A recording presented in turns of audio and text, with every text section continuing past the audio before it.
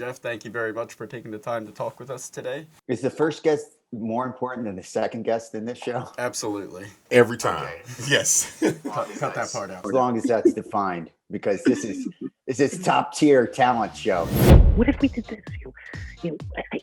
He's a traveling dentist, so he has a chair in the back of the, and then we can put the dynamite in the tooth. What do you guys think? What do you think? Happy birthday. I know your birthday is... Thank you. We had a big party here last Saturday. It's amazing that you're all not just alive, but available to party. Right. Like, I want that for us. I want that for us. Yeah. Our 80s. I want that. Let's not get crazy. And I just say, you're going to have sex with so many people on this set. And she just looks at me and she goes, yeah, okay. And she gets up because she's repulsed. And she goes over and sits next to my friend Matt. And now they are married in real life. Matt LeBlanc came, he must have been on set that day, came to where I was shooting, and he leaned into the car right before I was shooting, and he was like, hey, I just want to say, like, good luck, like, you're great. And I was like, thank you, Matt LeBlanc. And then he just left, but it was so nice. It was such a warm kind of welcome. He'll be there for you. Yeah. I said, I need 2 horses. He said, yeah, I've got a couple of flashy looking horses. He said, what else do you need? I said, I need a permit to ride horseback on the streets of Pasadena the night of the Emmys. He said, what are you going to do? I said, I'm going to ride up to the Emmys horseback.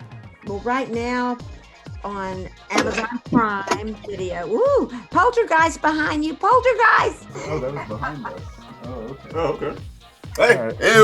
Hey, maybe it's stuff we need to be watching out for. We started out with lights, camera, action. We're down to camera, action. Anything can happen between action and cut. And sometimes I feel like he's even underappreciated. I know he won the Oscar and things like that, but it's because Morgan Freeman won't die. Like, if Morgan Freeman would just either die or retire, Louis Gossett Jr. could start getting his due. That should have been my line. No, I'm just saying that should have been my line. So I'm not wrong.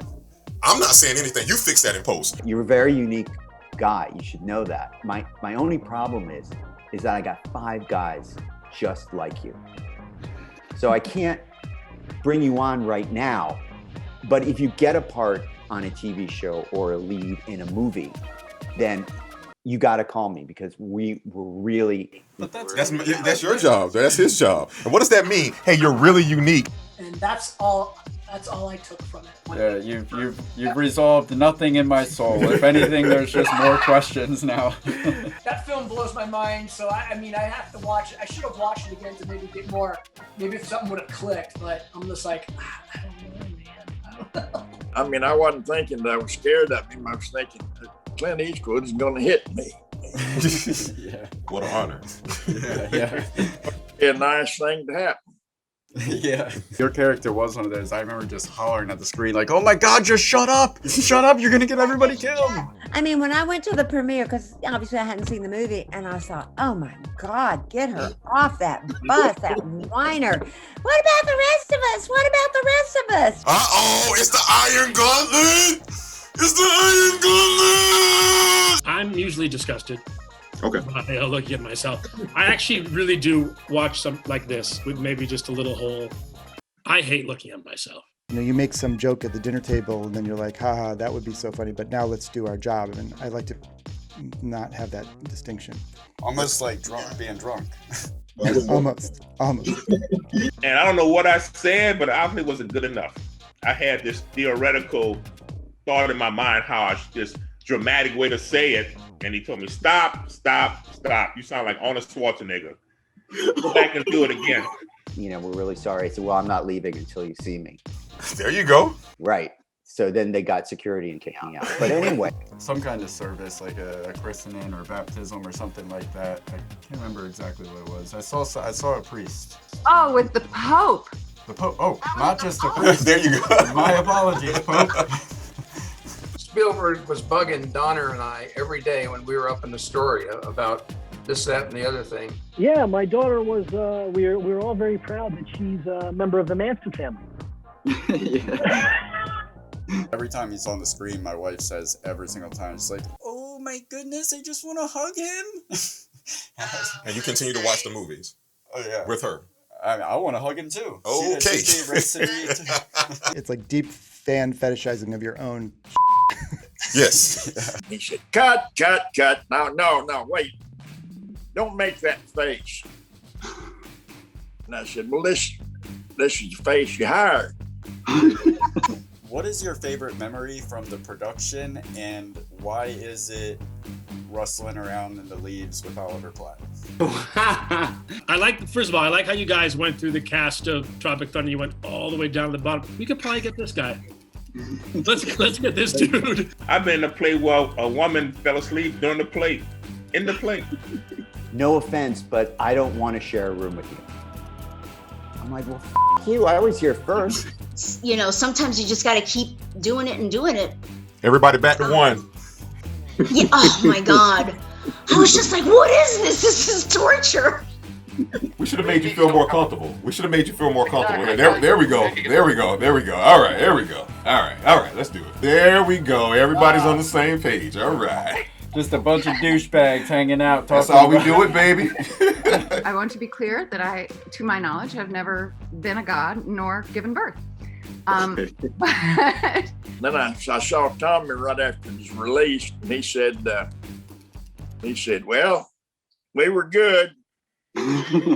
They put him on them. They just ran him off the cliff. Okay, there we go. See, kids? We're in the 80s. You see it. It happens. Yeah, practical, baby. I'm like, Paul, I'm really kind of a first 80s. Is there any similarities to the characters that you play to the real Beth Grant? Well, my husband thinks so. I just want to do a good job. I want Betty White to like me. I don't want her to think I'm a jerk. Because I'm in my own world of getting thrown out of agencies and not getting in movies. So I'm busy. Right. Where's the script? I want a script. He looks at her boyfriend like, yeah. You want to do the man dance? Mel told me, he said, look, this is a comedy and I pay for those walls. I want to see them. So light it up. You are the conjunction to our entertainment. Right. So there's me, nowhere, and then there's all these amazing people. So you got to make that face. The same face you had, you got to make that face and they were fine with it. Don't make that face. He angered me, and so I hit him on the head. Was it like a boop or like a full on? Oh baby, baby love. Sure, scene. Yeah, the rocket. I'm not trying to build a resume. I'm trying to milk one. The problem with ego is what do you do after you make it? When you can't rein it in. Why you looking at me? I've never got there, Paul. I would say I should give Warner Brothers their money back, but they've ripped me off on profits on film, so it's even. I thought there was a part in the script where the character went to sleep. So that I didn't know about. So then I just finished and then I went like this. I went. The director embraced me when I walked in and he was like, hey, you were the black guy in the Social Network, Cedric. I'm happy to meet you. I call Quentin over, we shoot it, and yeah, that was great. I love it. Okay. What really stands in our way in life the most is our egos. And the expectations of our egos. You like what you like, you shout it out from the rooftop. So I love the original Mary-Kate and Ashley Olsen twins VHSs. After explain what the movie was about, was you feeling comfortable with doing this type of movie? I said, if I felt comfortable, something would be wrong with me. The more you have me on, the less I will become, and the better and more famous you will be. I need to talk to you. So you don't make enemies, but you do learn lessons. So did Betty White like you? I think so. He Black Snake moaned her. You're right, like get dressed. They're like, wait a minute, no, what? You don't what? You guys are saying such good stuff and I'm missing it. Go ahead. How many times did you have to do that? Please tell me it was not more than 2 or 3 times. How many times? They spent 3 weeks pulling You're watching magic. That's how I look at it. To me, it's magic. Tarian and Durden. Maybe you should just pick a name and stick with it. Hello, who's at the door? Next time we go full regalia. We're human beings who are telling our personal stories through other people's mouths. We're channeling our stories through these other people. And we learn about ourselves and we grow as human beings. I'd like to speak to the aspiring writers and tell them they can make it. They can make it. It takes a lot of work and you deal with a lot of rejection. You have to learn how to be able to take rejection. But it's possible. It happened to me and I'm not that talented. Whether you're writing a short story or a novel, any character you introduce believes that that short story or novel is about them. And I was like, yes, of course, because that's exactly how I feel when I'm on camera. Yes. That's exactly how I feel. I would like to say to your audience that I hope they realize how lucky they are to have such wonderful people to bring an intimate interview. We never met before today, but you're so open and loving and kind, and I think you're great. Being true to yourself is so important, and just really living in your truth. Unless you are a white supremacist, then be inauthentic. Live a lie. Be somebody else. Be somebody else. It's okay, man. If we get together and talk, then we're all the same. We're all after the same thing. We're all after peaceful existence and friendliness. And I think a lot of actors get very bent on the idea of like, but my character would never do that. Really? Because the writer said they would. Let put your ego aside and just take the blows and keep punching.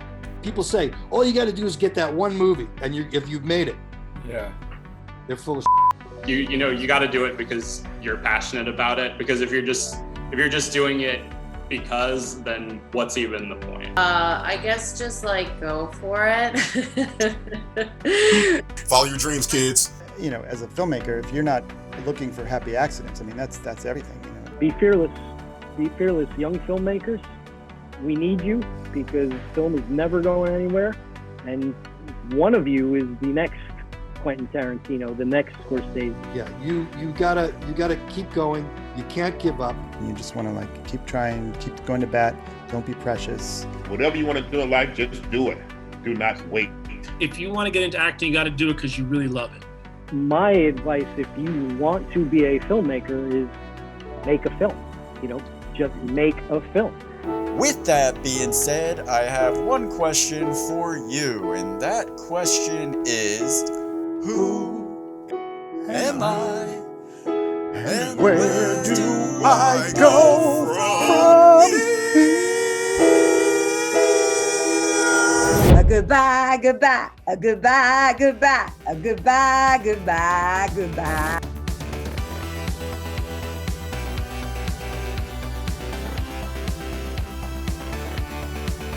Why don't you subscribe? It'll last longer.